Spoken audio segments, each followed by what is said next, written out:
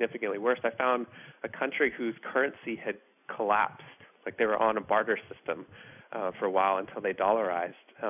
They were under a military dictatorship, and I found some of the most resilient people I had ever met. Now, there are definitely people there that were unhappy, but I found people just naturally were tending towards telling me about all the good things that were happening, about all the opportunities that were still in front of them, about the things that they were grateful for, like their family or the connections to each other, in the midst of the crisis instead of focusing on the negative. And what we started to realize is that if I know all the externals of a person, if I know what clothes you wear, what car you drive, how much money you make, what country you live in, what the weather is like outside, how many academic degrees you have, if I have all that information as a scientist, all of that combined, I'm only able to predict 10% of a person's long-term happiness. 90% of a person's long-term happiness is actually not related to those externals. It's related to the way that our brain processes the world, which is based upon a mix of those genes we talked about, but also, more importantly, our voluntary activities and our mindset, which we can change to help us overcome even the genes. So that means 90% of our long-term happiness is based upon how the way our brain perceives the world.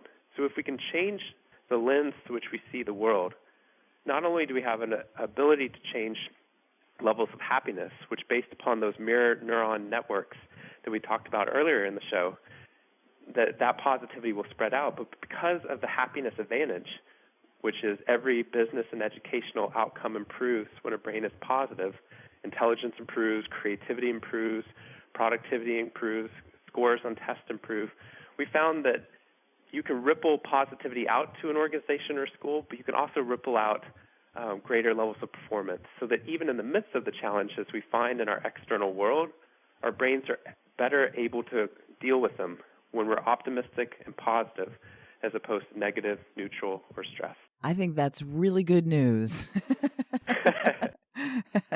Definitely really good news. Listen, Shawn, at this point, real quickly, I'd like for you to just take a couple of minutes, if you don't mind. And having been working with this and doing the research, I'd love for you to maybe just tell a little bit about how you have become happier from a personal perspective. Would you mind doing that? Certainly. Actually, I went through, when I was at Harvard, 4 out of 5 Harvard students report experiencing work-debilitating depression at some point.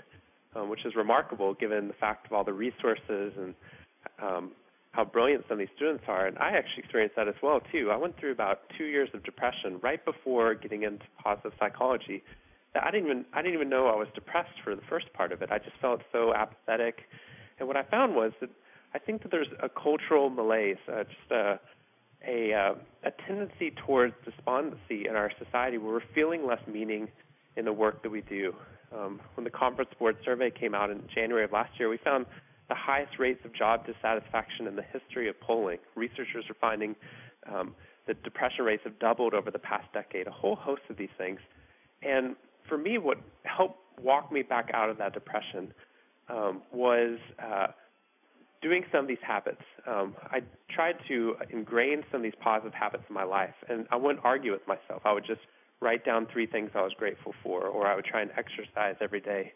And what I found is once I took one small step and saw a positive feedback between my behavior and the outcome, where I felt slightly better, then my brain would take another step and another step and a larger step. And as a result of that, I was able to walk back out of that and then create these positive habits that I feel like my happiness has been increasing ever since. I've been developing and focusing my time on the things that really matter, like our social support networks. As somebody who oftentimes got stressed and busy with all this work, even the brilliant people around us do the most unintelligent thing in the midst of stress. We divorce ourselves from our family and friends, which is actually our social support network is the greatest predictor of our success and happiness during a time of challenge. So what we find is that I'm trying to invest in things that we know now scientifically matter. So I take time each day. This morning, for example, I woke up and I have all these habits that I have on a wall. And I went through 5 of these habits to start the day, knowing that this is going to change the way that my brain is going to be perceiving all the challenges that I'll have throughout the rest of the day. So the goal of all this research is exactly that. We want people to believe that their behavior matters. Because if they believe that their behavior matters, their brain keeps taking those steps over and over again. It creates not only a cascade of success, but then ripples out to people around us.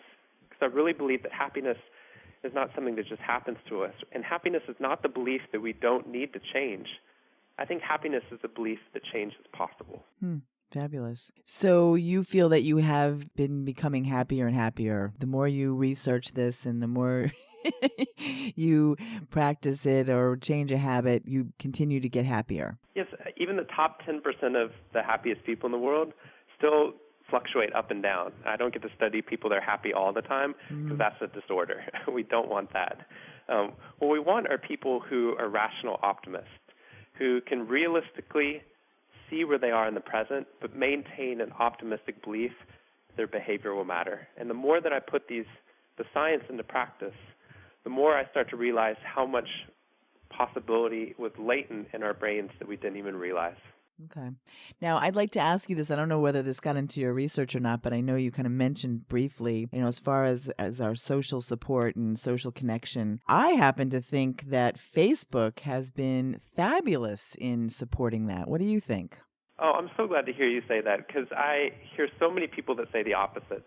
I think they paint technology in these broad strokes where they say, look, everyone's on the internet now, everyone's on Facebook, and they're not having real interactions with one another. What we found is that that's not accurate. What we're finding is when you study it, it's how you look at Facebook and how you use it that determines its effect upon you. So we found that social support, as I mentioned, is the greatest predictor of your happiness and success during a time of challenge. If you're on Facebook all the time and following people on Twitter that you'll never, ever meet, like celebrities or people that you never interact with or people that you don't really know, you're just trying to network with online, Right. We find that that does not increase your social support at all. In fact, sometimes that trades off with real interactions. But we found that if you spend time on Facebook following and watching people who you will then have a phone call with or a face-to-face interaction, you can actually significantly deepen the relationship and the social support you feel when you're with them. So what we found is you can use Facebook as a tool to deepen your social support networks as long as you are still making the effort to have those phone calls or those face-to-face interactions that increase the mirror neuron activation. So what I suggest people to do is to invest more strongly in their social support network when they feel stressed, when they feel anxious, but make sure they're doing it in ways that actually improve our quality of life. Okay, so the combination of face-to-face, I actually have friends that I've never met face-to-face, but we are definitely connected. And we, talk on the phone or now with video, Skyping, et cetera, et cetera. I've been able to see friends that are in different parts of the world where we may never get into each other's same country, but that's like the next best thing to being there. So I found that to be a fascinating way to make like-minded friends and actually connect with them in a stronger fashion. That's fantastic. Yeah, as long as you have that audio or visual channel that's coming into your brain, you get the activation that increases your feeling of social support, meaning that you feel like you can trust those people, you feel connected to them, and you feel like you could rely on them in times of challenge. Okay, so the science shows that, huh? Yep. I could have told him that. That's right. So listen, Shawn, at this point, I just wondered if there was anything you'd like to say in closing. I've just been really grateful for this opportunity to get to share this research with you, and I hope people will start to realize that there's all the science out there about how we can actually be happier.